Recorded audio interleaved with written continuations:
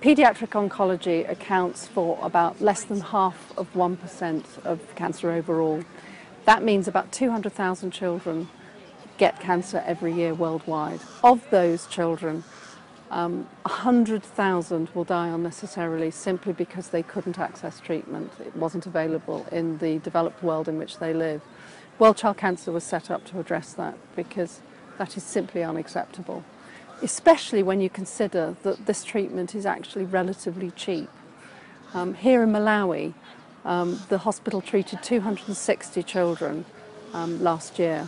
And when you consider the cost of the doctors, the nurses, the drugs, the unit itself, and all the support that's required, and it is everything. It's the electric light bulbs, it's the taps in the sinks, it's the systems in the toilets.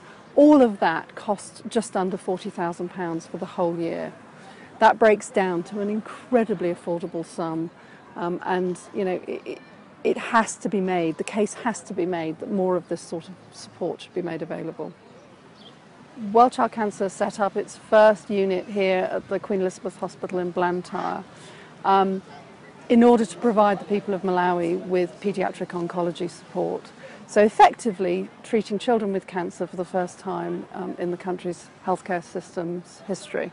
So working in partnership with the hospital and twinning with other hospitals in the developed world, and with the leadership and the support of Professor Elizabeth Molyneux, we set up the first unit here, which has gone on from 2009 to treat over 1,000 children with cancer. And without the support of World Child Cancer, paediatric oncology would not have been a priority, and children would simply, I'm afraid, have gone untreated. And people are amazed at how cheap our service is in relative terms because of the astonishing contribution of voluntary medical aid, i.e. the doctors and nurses that work for us on a voluntary basis, and because of the way we deploy fairly straightforward protocols which use things like, for instance, off-patent medicine.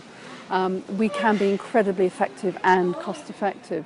So not only can we raise survival levels from 0 to up to 60% for some cancers, but we can also treat children. A cost of chemotherapy, for instance, in a hospital like Queen Elizabeth will be £50. The full cost of treating a child with cancer will be £500. I mean, that compares to over £100,000 at home and nearly $500,000 in the States. World Child Cancer exists to provide cure. We're there to stop children from dying from cancer. If we can't do that, the next important thing we have to do is to make sure that they're comfortable.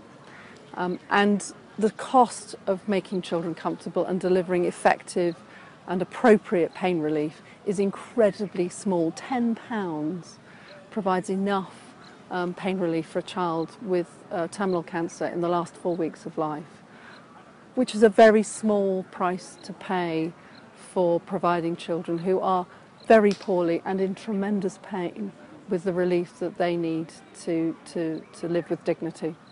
Even with the ongoing support of World Child Cancer, doctors are still struggling to find enough resources to meet the demand, and patients still have to be prioritised.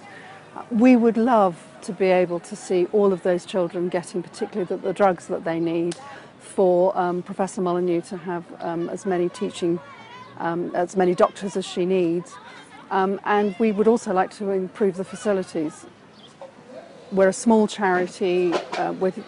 We have yet to tell the world about the plight of children who are going untreated, children with cancers from which they can survive with reasonably straightforward protocols, in countries where at the moment morbidity is close to 100%. We need to get that message out, and to be supported by the Financial Times and its readers, who can donate money in order to be able to help us help those children, is an unprecedented opportunity, and together we can effectively treat many thousands of children who without that support will go untreated.